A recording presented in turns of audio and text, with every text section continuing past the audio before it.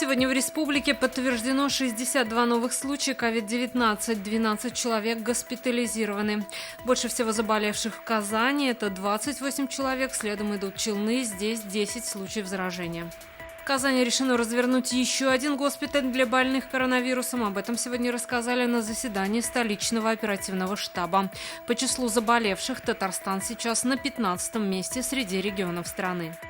Следственный комитет возбудил уголовное дело по факту взрыва в жилом доме на улице Волгоградской в Казани. В настоящее время следователи осматривают место происшествия. Работают эксперты, которые оценят степень ущерба дому.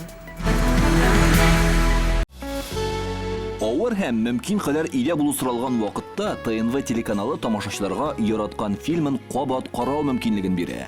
Хәзер "Синең күзләр" фильмы ТНВ.ру сайтында бар. Бу көннәрдә өйдә булыйк. Все новости дня, выпуски программы «Новости Татарстана», программы и фильмы на сайте tnv.ru и на YouTube-канале ТНВ. Подписывайтесь.